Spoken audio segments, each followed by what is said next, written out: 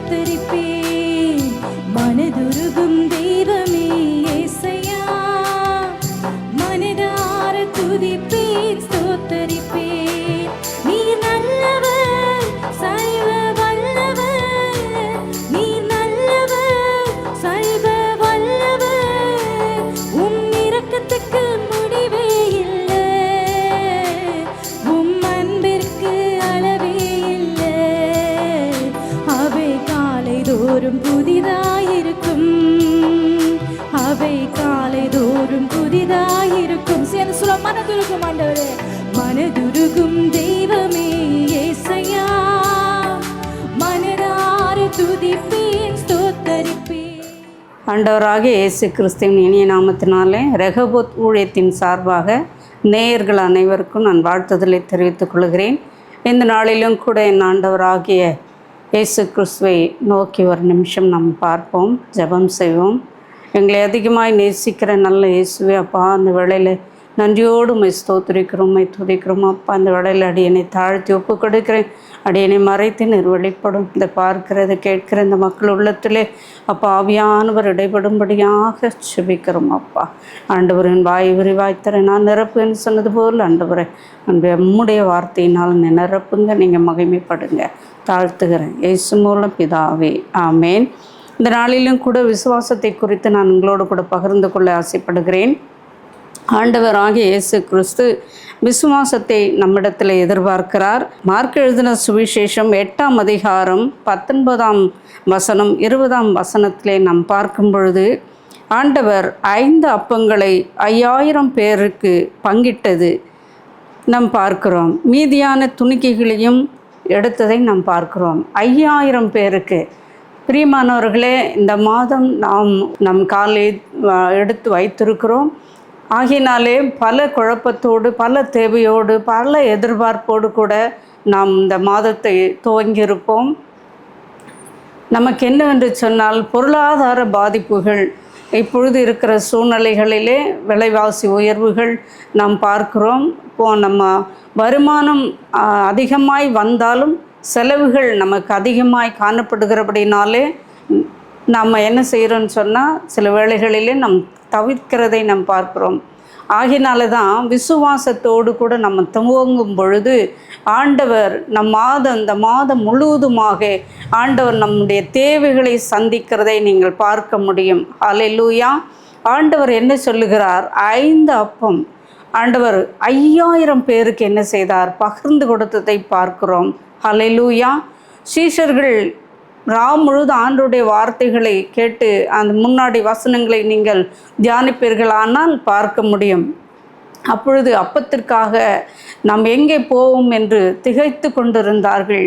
இவ்வளவு பேர் இருக்கிறோமே, ராவும் தொடங்கி விட்டதே, நம்ம எங்கே போய் அப்பம் கொண்டாலும் இந்த ஜனங்களுக்கு நம்ம கொடுத்து தீர முடியாத ஒரு சூழ்நிலைகளை அங்கே யோசித்து கொண்டு இருக்கும் பொழுது, ஒரு சிறிய மகனிடத்திலே தான் அந்த 5 அப்பம் 2 மீன் என்ற இந்த வசனங்களை நாம் பார்க்க முடியும். ஹல்லேலூயா.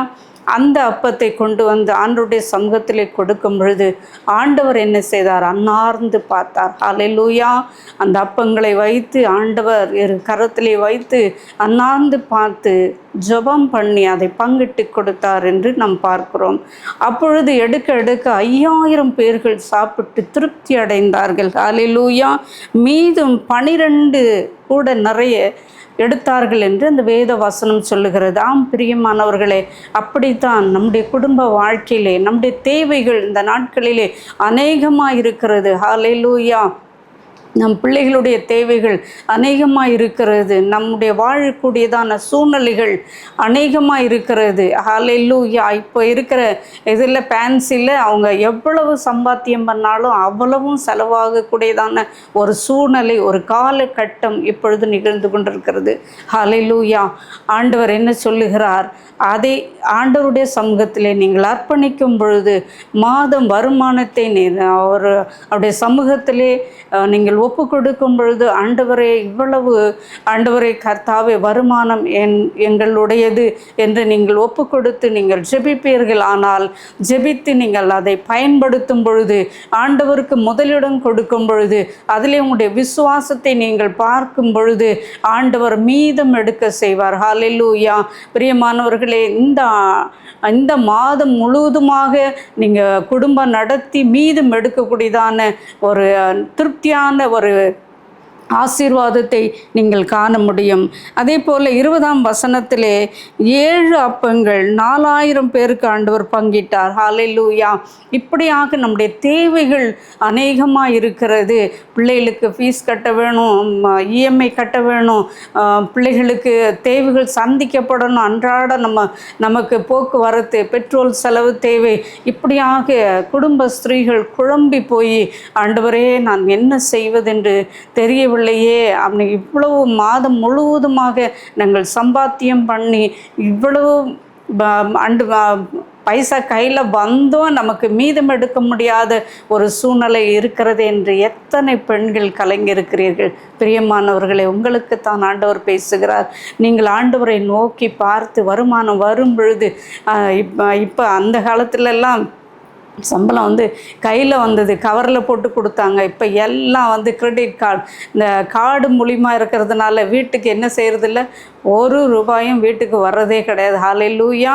நீங்கள் எங்கே போனாலும் கார்டை பயன்படுத்தி பொருட்கள் வாங்கிறது, கார்டை பயன்படுத்தி நீங்கள் செய்கிறதுனாலே இப்படிப்பட்ட சூழ்நிலைகள் அநேக குடும்பங்களிலே பார்க்கிறோம். ஹல்லேலூயா. வருமானம் வருகிறது, பொத்தலான பையிலை போடுகிறது போல போய்விடுகிறது. ஹல்லேலூயா. தேவைகள் அதிகமாக, நீங்கள் ஒரு பொருள் வாங்க வேண்டும் என்று போவீர்கள், ஆனால் அங்கே உள்ள சூழ்நிலைகளை பார்க்கும் பொழுது இன்னும் இதுவும் தேவை, இதுவும் தேவை என்று சொல்லி நீங்கள் வாங்கும் பொழுது கார்டில் அந்த பணங்கள் எல்லாம், மாதம் சம்பாத்தியம் பண்ணுற பணங்கள் எல்லாம் போய்விடுகிற இந்த சூழ்நிலையை நீங்கள் பார்க்க முடிகிறது. ஹல்லேலூயா. இப்படி தான் ஒவ்வொரு குடும்பங்களிலும் தேவ பிள்ளைகள் நடத்துகிறீர்கள். அப்படி செய்யாதீர்கள். ஆண்டவருடைய சமூகத்திலே கொண்டு நீங்கள் வைத்து நீங்கள் ஜெபம் பண்ணி நீங்கள் செய்யும் பொழுது, அப்பொழுது நீங்களுடைய ஆசீர்வாதங்கள் மீதம் எடுக்கிறதான சூழ்நிலைகளை நீங்கள் அறிய முடியும். ஹல்லேலூயா. தேவ பிள்ளைகள் அநேகர் இந்த ஒரு சின்ன ரகசியத்தை நீங்கள் கற்றுக்கொண்டு இருப்பீர்கள். ஆனால் ஆண்டவரே என்று சொல்லி நீங்கள் போய் எடுங்க, அந்த பணத்தை எடுத்துகிட்டு வீட்டில் வைத்து ஜெபம் பண்ணி ஆண்டவருக்கு முதலாவது ஒரு காணிக்கை அவருடைய சமூகத்துக்கென்று நீங்கள் வைத்து விட்டு நீங்கள் செய்யும் பொழுது கர்த்தர் நிச்சயமாகவே இந்த சொன்ன வசனத்தின்படி 5 அப்பமும் 2 மீனும் 5000 பேருக்கும் ஆண்டவர் திருப்தியாக போஷித்தது போல இந்த மாதம் முழுவதுமாக உங்களையும் உங்கள் குடும்பங்களையும் எல்லாவற்றையும் தேவன் தேவைகளையும் சந்தித்து போஷித்து நடத்துகிற ஒரு நிறைவை நீங்கள் காண முடியும். ஹல்லேலூயா. அப்படியாக கர்த்தர் நடத்துவார். ஹல்லேலூயா. அந்தபடினாலே நம் எபிரேயர் 11ஆம் அதிகாரம் 6ஆம் வசனத்திலே ஆண்டவர் இவ்விதமாய் சொல்லுகிறார், விசுவாசம் இல்லாமல் தேவனுக்கு பிரியமாயிருப்பது கூடாத காரியம். ஏனென்றால் தேவனிடத்தில் சேர்கிறவன் அவர் உண்டென்றும் அவர் தம்மை தேடுகிறவர்களுக்கு பலன் அளிக்கிறார் என்றும் விசுவாசிக்க வேண்டும். இது ஒரு வகையான விசுவாசம். இதில் எபிரேயரில் சொல்லப்பட்டிருக்கிறது, தேவன் உண்டு என்று விசுவாசிக்க வேண்டும். ஹல்லேலூயா. பிரியமானவர்களே, அவரிடத்தில் சேருகிறவர்கள் அவர் உண்டென்று தம்மை தேடுகிறவர்களுக்கு அவர் பலன் அளிக்கிறார் என்று என்ன செய்யணுமா? விசுவாசிக்க வேண்டும்.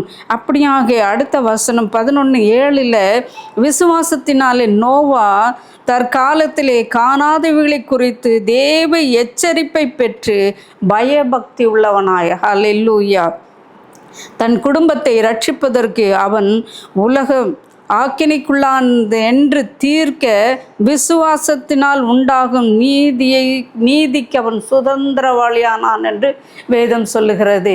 ஆம், நோவாவுக்கு ஆண்டவர் சொன்னார், ஒரு பேழையை உண்டு பண்ணு என்று சொல்லி. ஆம், அப்படியே தேவனுடைய சத்தத்துக்கு, தேவனுடைய வார்த்தைக்கு நோவா கீழ்ப்படிந்து பேழையை உண்டு பண்ணினார். ஹல்லேலூயா. ஜல பிரவாகம் வரப்போகிறது, அவன் குடும்பம் காப்பாற்றப்பட வேண்டும், அவனை சார்ந்தவர்கள் காப்பாற்றப்பட வேண்டும் என்று சொல்லி ஆண்டவர் சொன்னதை காணாத அது மேல் அவனுடைய நம்பிக்கை, தேவன் சொன்ன ஒரே வார்த்தை நிமித்தம் ஒரு பேழையை உண்டு பண்ணினான் என்று பார்க்கிறோம். ஹல்லேலூயா. ஆகினாலே வரப்போகிறதான காரியங்கள், நமக்கு சுனாமி போல பிரச்சனைகள் வரும் காரியங்களை ஆண்டவர் நமக்கு உணர்த்துவார். ஹல்லேலூயா. வியாதியின் பிடியில் இருக்கிறீர்களா? இல்லை குடும்ப சமாதான குலைச்சலினால் இருக்கிறீர்களா? பிள்ளைகள் நிமித்தம் பிரச்சனைகளிலே மாட்டி தவித்து கொண்டிருக்கிறீர்களா? அப்படிப்பட்ட மக்களுக்கு தான் ஆண்டவர் சொல்லுகிறார், வரும் காரியங்களை குறித்து தேவன் தம்முடைய பிள்ளைகளுக்கு வெளிப்படுத்துவார். ஹல்லேலூயா, ஹல்லேலூயா. சுனாமி போல ஜலப்பிரவாகத்து போல பிரச்சனைகளிலே நீங்கள் இருக்கும் பொழுது விசுவாசியுங்கள், தேவன் விடுவிப்பார். தேவன் நம்மளை அதிலிருந்து விடுதலையாக்க அவரால் முடியும் அப்படின்னு விசுவாசிங்க. நோவா பாருங்க, ஜலம் வரல, ஆனால் ஆண்டவர் சொன்னார் ஒரு பேழையை உண்டு பண்ணுன்னு சொன்னார். அவன் அப்படியே செய்தான். ஹல்லேலூயா. தேவன் சொன்னபடியே அவன் விசுவாசித்து பேழையை உண்டு பண்ணினான். அதே போல ஜலப்பிரவாகம் வந்தது, அவன் குடும்பம் காப்பாற்றப்பட்டது. எனக்கு பிரியமானவர்களே, இதை கேட்கிற உங்களுக்குள் விசுவாசம் வேண்டும், தேவன் செய்வார் என்ற ஒரு நம்பிக்கை வேண்டும். ஹல்லேலூயா. பிரச்சனைகள் மத்தியிலே, பிரச்சனைகளிலே நீங்கள் அமிழ்ந்து போகாதபடி, பிரச்சனைகளிலே பார்க்காதபடி, பிரச்சனை கொண்டு வருகிற அந்த சத்துருவை வீழ்த்தி தேவனை நோக்கி பார்க்கும் பொழுது அவைகளெல்லாம் உங்களுக்கு, சூழ்நிலைகளெல்லாம் மாறுவதை நீங்கள் காண முடியும். அடுத்தபடியாக ஆண்டவர் ஆபிரகாமோடு பேசுகிறார். அதே அதிகாரத்தில் எபிரேயர் 11:8 விசுவாசத்தினாலே ஆபிரகாம் தன் சுதந்திரமாக பெறப்போகிற இடத்திற்கு போகும்படி அழைக்கப்பட்ட பொழுது கீழ்ப்படிந்து தன் போகும் இடம் இன்னதென்று அறியாமல் புறப்பட்டான் என்று பார்க்கிறோம். ஆம் பிரியமானவர்களே, ஆண்டவர் சொல்லும் பொழுது ஆபிரகாம் அப்படியே கீழ்ப்படிந்தான். அப்படியே ஆண்டவர் என்ன சொல்லுகிறாரோ, இந்த இடத்த விட்டு போ ஆபிரகாமே அப்படின்னு சொன்னார்னா அவன் உடனே இடம் விட்டு பெயர்ந்து போய், பிரியமானவர்களே, அவன் கீழ்ப்படிந்ததை பார்க்கிறோம். போகிற இடம் இன்னதென்று அறியாது இருக்கும். சில சூழ்நிலைகள் அப்படித்தான். சில வேளைகளில் ஆண்டவர் இடத்தை விட்டு நம்மளை மாற்றுவார். ஹல்லேலூயா.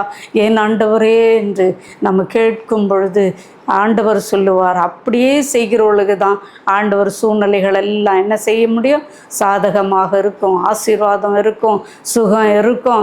ஆண்டவருடைய சில வேளைகளிலே நம்மளை அது கீழ்ப்படியாதபடிக்கு நம்ம அங்கேயே நமக்கு சுகபோகமான வாழ்க்கை, நமக்கு நல்ல சூழ்நிலைகள் இருக்கிறது என்று சொல்லி அந்த இடத்திலே அவன் இருந்திருப்பாரானால், அது கீழ்ப்படியாமற் போயிருப்பாரானால் சில காரியங்கள் நமக்கு நேரிடுகிறதை நம்முடைய வாழ்க்கையிலே நம் காண முடிகிறது. ஹல்லேலூயா.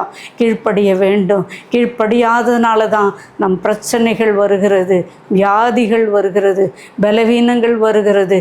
நாம் பாவத்தினால் இழுப்புண்டு போய் நம்ம என்ன செய்கிறோம்? தள்ளப்படுகிறோம். ஹல்லேலூயா. இப்படிப்பட்ட சூழ்நிலைகள் வாலிப பிள்ளைகள் நிமித்தம் நம்ம பிள்ளைகளை கண்டிக்க வேண்டிய விதத்தில் கண்டிக்க வேண்டும். ஹல்லேலூயா. ஆகினால தான் அவர்களை வயதிலே நம்ம கண்டிக்காமல் நம்ம பிள்ளைகளை நம்ம விடுவதனால அவங்க வளர்ந்து வரும் பொழுது அவங்க நிமித்தம் குடும்பத்தில் பல பிரச்சனைகளை சந்திக்கிற இன்றைக்கு இந்த நிகழ்ச்சியை பார்க்கிற எத்தனை பெற்றோர்கள் உண்டு. ஹல்லேலூயா. அதற்கு தான் ஆபிரகாமை போல நீங்கள் கீழ்ப்படியுங்க. ஹல்லேலூயா. அவருடைய சத்தத்துக்கு கீழ்ப்படியும் பொழுது, அவர் சொல்லுகிற வார்த்தைகளுக்கு நம் கீழ்ப்படியும் பொழுது நம்ம என்ன செய்ய முடியும்? குடும்பத்திலே நாம் வாழ்ந்து அந்த ஜனங்கள் மத்தியிலே ஹல்லேலூயா நம் தலை நிமிர்ந்து நடக்க முடியும். நம்ம பிள்ளைகள், நம்முடைய சந்ததி ஆசீர்வாதமாக இருப்பதை நாம் காண முடியும். ஹல்லேலூயா. எனக்கு அருமையாய் பிரியமானவர்களே, நாம் எப்படிப்பட்ட விசுவாசத்திலே நாம் இருக்கிறோம் என்று நீங்கள் உங்களை நீங்களே சோதித்து அறிந்து ஆண்டவரோடு கூட ஐக்கியப்படுங்கள். ஆண்டவர் உங்களோடு கூட பேசுவார். இந்த இடத்துக்கு போங்க, இந்த இடத்துக்கு போகாதீங்க, இந்த இடத்தை இதை செய்யுங்க, இதை செய்யாதீங்கன்னு. நிச்சயமாக நம்ம ஆராதிக்கிற தேவன் ஜீவனுள்ள தேவன், அவர் பேசுகிற தேவன், அவர் நம்மோடு இடைபடுகிற தேவன். ஹalleluya ஹalleluya. கர்த்தர் உங்களோடு கூட இந்த நாளிலே பேசுவாரானால் பிரியமானவர்களே, நீங்கள் உணர்ந்து கொள்ளுங்கள், அந்த வழியை விட்டு விலகுங்கள். ஹalleluya. போகாதன்னு சொன்னால் போகாதீங்க, அதுதான் உண்மை. ஹalleluya. ஏன் என்று சொன்னால் போகாதன்னு சொல்லுவாங்க பெற்றோர் பிள்ளைகள். ஏன் போனால் என்ன? ஹalleluya. இதைத்தான் அடுத்த கொஸ்டின் கேட்பார்கள். ஆகினாலே சூழ்நிலைகள் மாறி குடும்பத்தில் புயல் போன்ற சமாதான குலைச்சல்கள் ஹalleluya வருகிறது. இதை நாம் கண்ணார கண்டிருக்கிறோம்.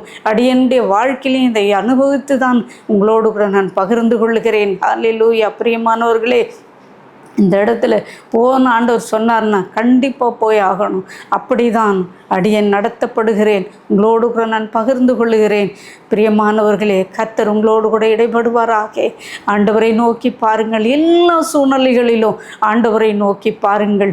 ஆண்டவர் உங்களுக்கு நடத்துவார்.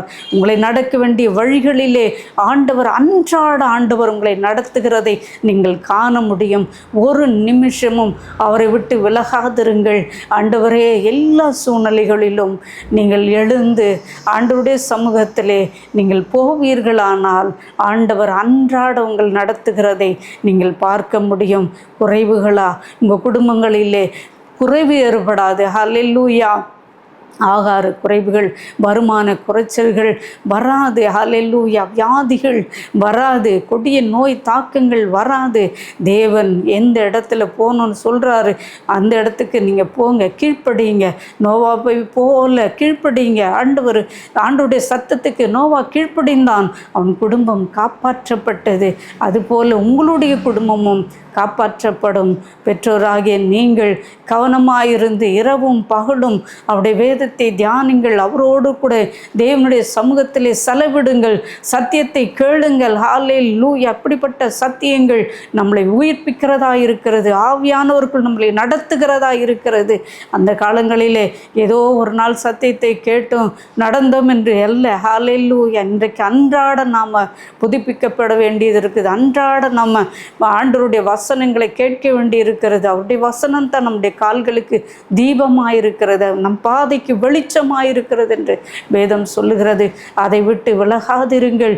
தேவன் நடத்துகிறதை நிச்சயமாக நீங்கள் பார்ப்பீர்கள். ஹல்லேலூயா. கர்த்தர் உங்களோடு கூட பேசுகிறதான வார்த்தை என்னவென்று சொன்னால், அன்றாட ஆண்டவர் பேசுவார். இதை செய்யுங்க, இதை செய்யாதீங்க என்று சொல்லும் பொழுது நாம் என்ன செய்யணும்? கீழ்ப்படியணும்.